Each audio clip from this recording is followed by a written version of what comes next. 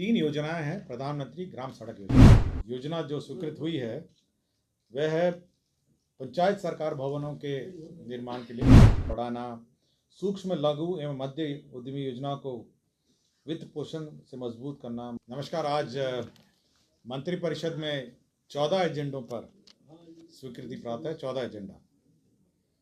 सबसे बड़ी योजना जो स्वीकृत हुई है वह है पंचायत सरकार भवनों के निर्माण के लिए। राज्य में 2165 पंचायत सरकार भवन निर्माण किए जाएंगे, जिसमें बाढ़ प्रभावित क्षेत्र में 1082 और सामान्य क्षेत्र में 1083। तो आपके 2165 पंचायत सरकार भवन निर्माण किए जाएंगे। इसमें 6010 करोड़ 10,38,48,000 रुपये 6,010 करोड़ का इस पर व्यय होगा। 6010 करोड़ का व्यय होगा। तो सबसे बड़ी योजना है जो मंत्रिपरिषद ने 2165 पंचायत सरकार भवनों के निर्माण के लिए स्वीकृति दी है। उद्योग विभाग का एक raising and accelerating MSME performance RAMP योजना की स्वीकृति के संबंध में था। इसमें जो MSME जो उद्योगपति हैं उनको hand holding, training, capacity building, ये भारत सरकार की सेंट्रली स्पॉन्सर्ड स्कीम है, रैम्प करके है। और इसके अंतर्गत 140.74 करोड़ की स्वीकृति प्राप्त हुई है। ये सेंट्रल सेक्टर योजना है, रैम्प योजना। सेंट्रल सेक्टर योजना का मतलब है कि 100% ये सेंट्रल सेक्टर योजना है। तो 140.74 करोड़ की योजना है जो बेसिकली आपके MSME सेक्टर में जो उद्योगपति हैं, जिसमें उद्यमों के सुधार एवं क्षमतावर्धन है, केंद्र राज्य सहयोग में तेजी लाना, प्रौद्योगिक उन्नयन योजना में प्रभावशीलता को बढ़ाना, सूक्ष्म लघु एवं मध्य उद्यमी योजना को वित्त पोषण से मजबूत करना, माइक्रो एवं स्मॉल एंटरप्राइजेस के लिए क्रेडिट गारंटी ट्रस्ट को और प्रभावशाली बनाना और विलंबित भुगतान के मामले को कम करना। तो ये जो MSME में जो समस्याएं हैं उसका समाधान और कैपेसिटी बिल्डिंग के लिए यह योजना स्वीकृत हुई। विज्ञान एवं प्रौद्योगिकी विभाग में जो आपके इंजीनियरिंग कॉलेज हैं, राजकीय इंजीनियरिंग कॉलेज हैं, उनके छात्र छात्राओं को इंटर्नशिप नीति एक स्वीकृत हुई है।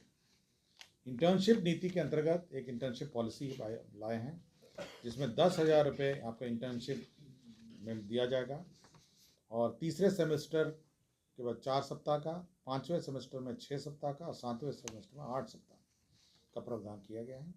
और इसमें जितने सरकारी निगम हैं, हमारे सरकारी संस्थाएं हैं, उसमें इंटर्नशिप हो सकेगी। और इनका इंटर्नशिप प्रोत्साहन राशि जो है वो 10,000 रुपये दे होगी। तो ये वन टाइम 8 सप्ताह के मतलब विज्ञान प्रौद्योगिकी विभाग द्वारा सातवीं सेमेस्टर में 8 सप्ताह के ऑफलाइन इंटर्नशिप करने वाले सभी छात्र छात्राओं को प्रति छात्र 10,000 रुपये मात्र की राशि प्रोत्साहन स्वरूप दी जाएगी। तो एक प्रोजेक्ट रिपोर्ट भी उनको तैयार करना पड़ेगा, मतलब रिक्वायर्ड टू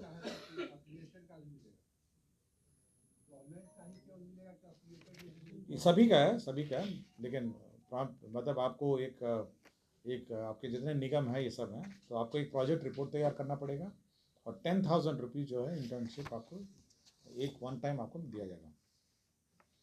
विज्ञान प्रौद्योगिकी एवं तकनीकी शिक्षा विभाग अंतर्गत कार्यालय प्रचारी की नियुक्ति चल रहा था और उसके बाद वो एडवर्टीजमेंट रद्द हुआ और फिर से उसका जो संशोधित नियमावली है उसके अंतर्गत परीक्षा लिया जा रहा था।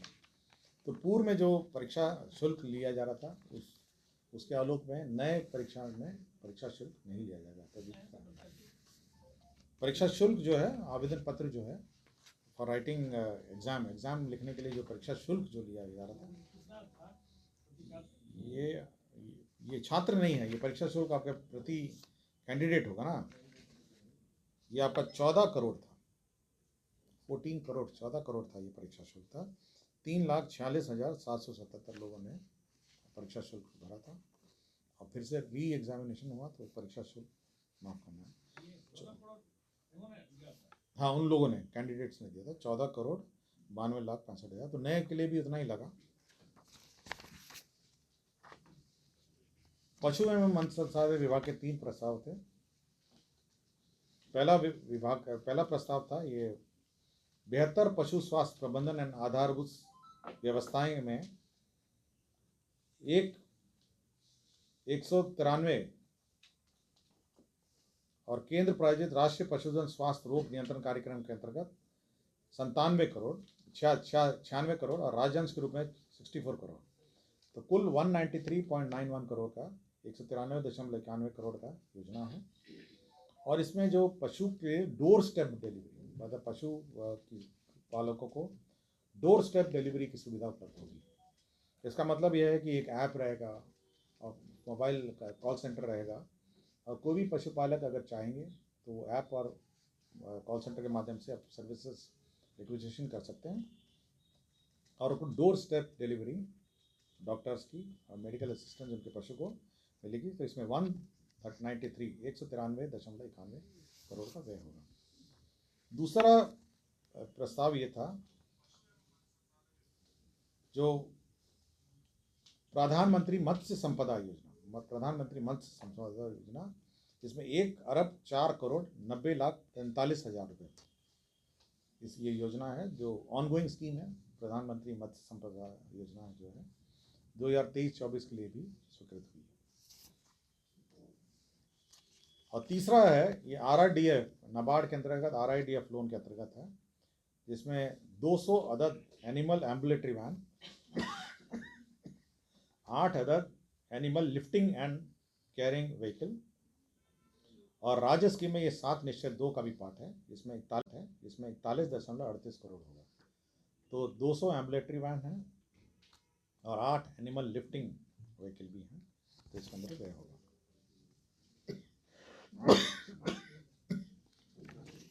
3 योजनाएं हैं प्रधानमंत्री ग्राम सड़क योजना। ये योजना फेज 3 की है।